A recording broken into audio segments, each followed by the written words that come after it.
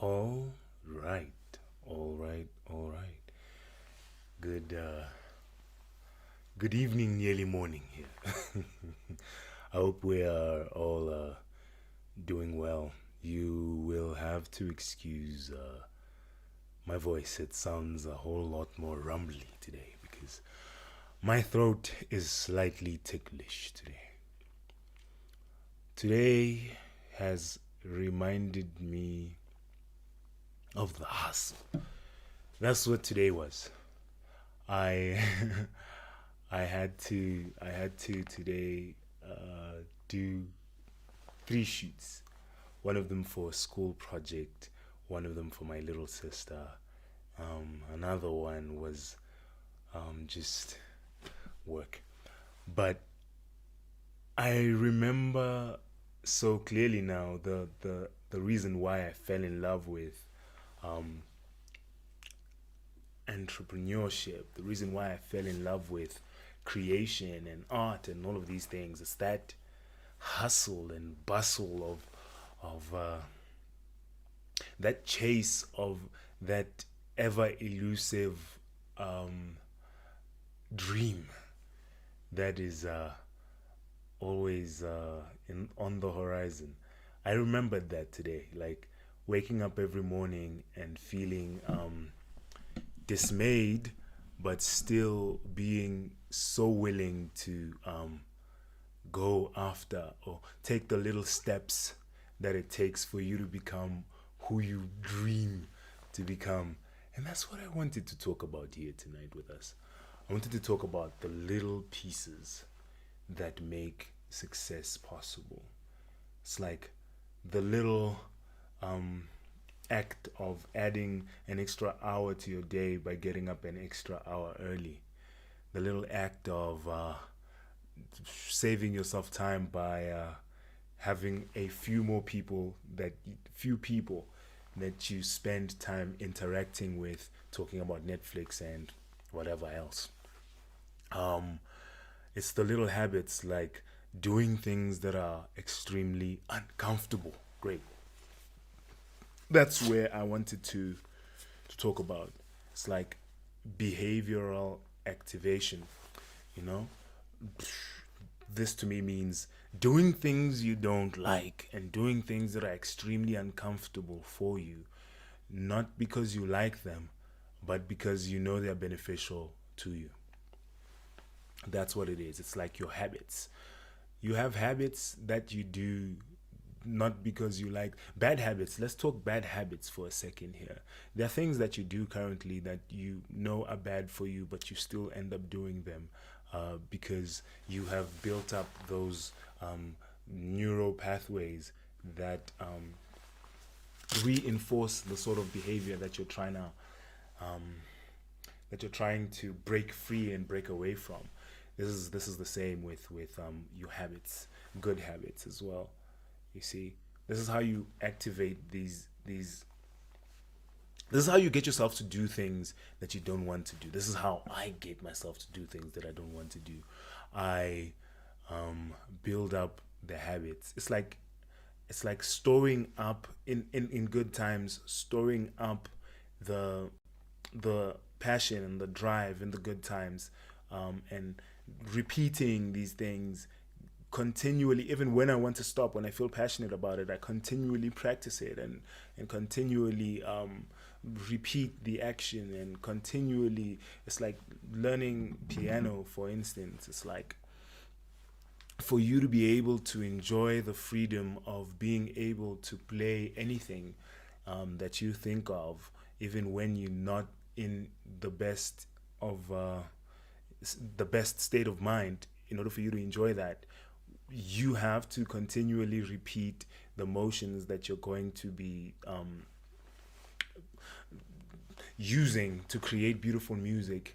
Even while you're not enjoying them, you know that you will enjoy it in the moment. That is the same like mindset I bring to these sorts of situations where there are things that I need to do, but I am not in the mood. I don't feel like it.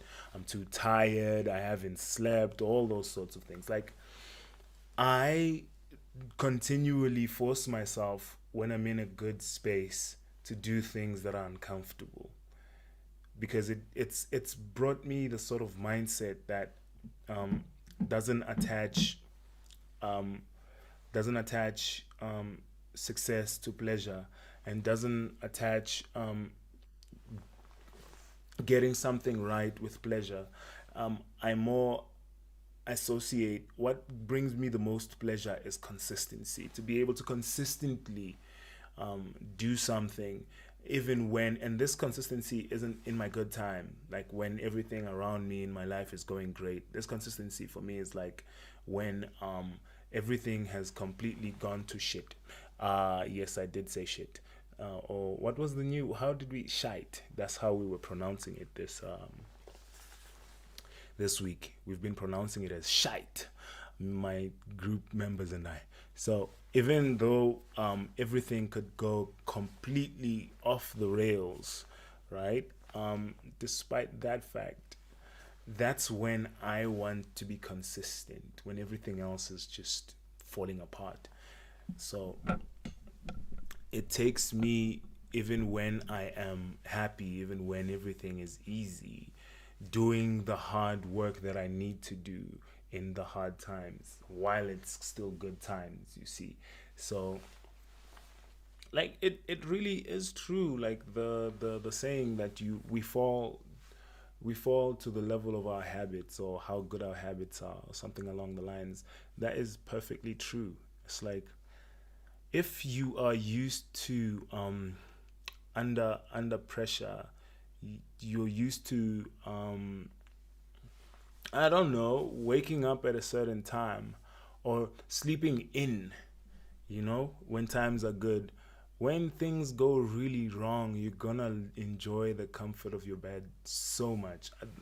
I remember there was a point where I couldn't really get out of bed because I couldn't really get up to face myself, and how off the rails my life felt like it was going.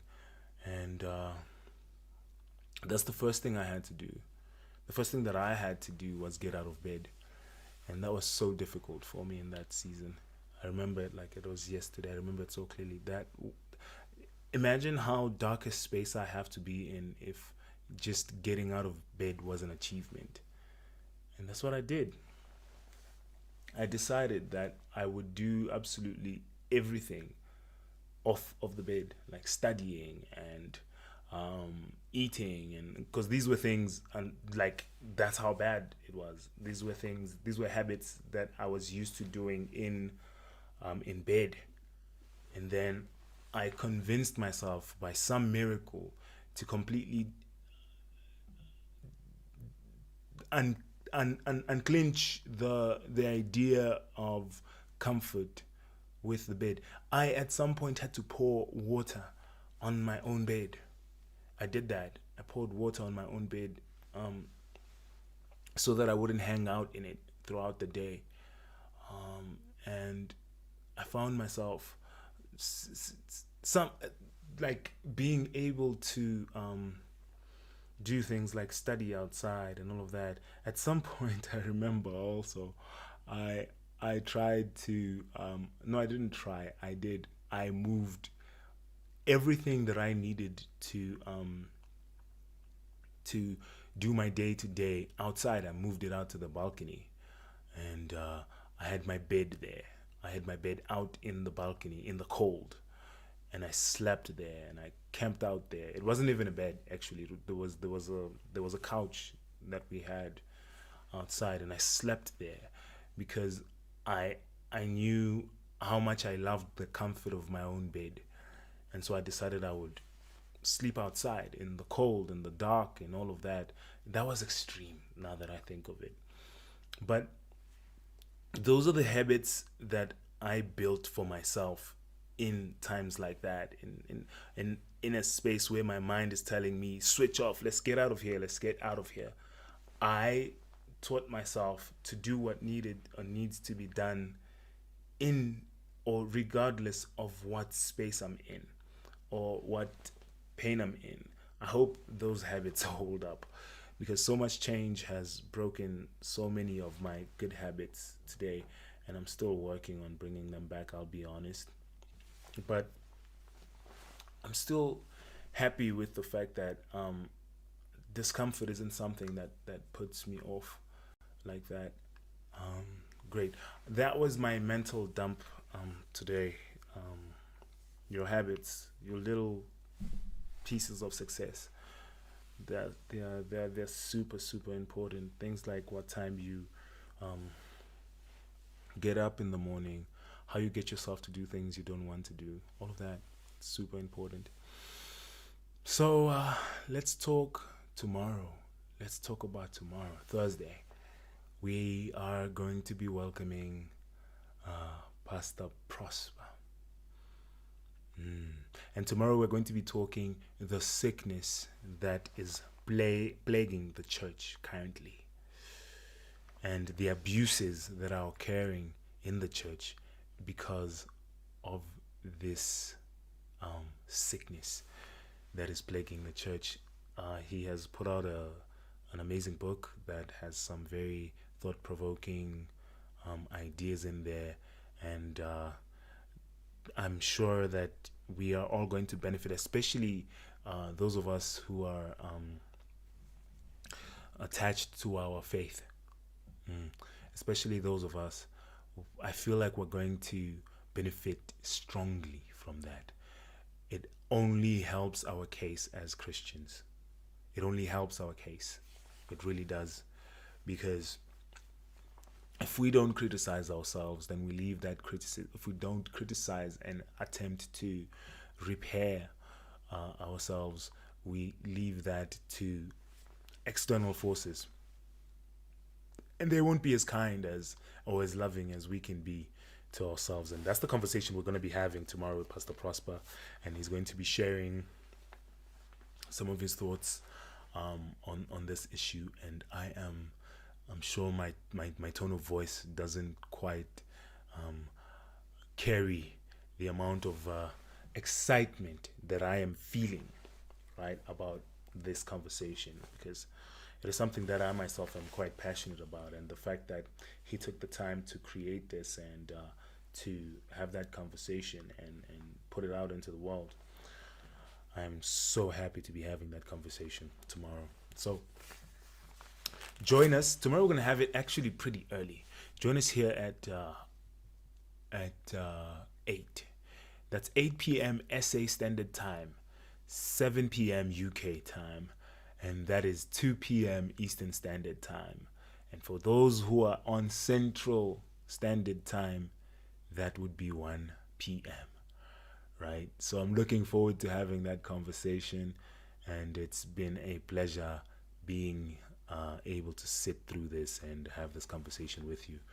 I guess I will see you in that conversation and in the next one. And yes, I do blow kisses.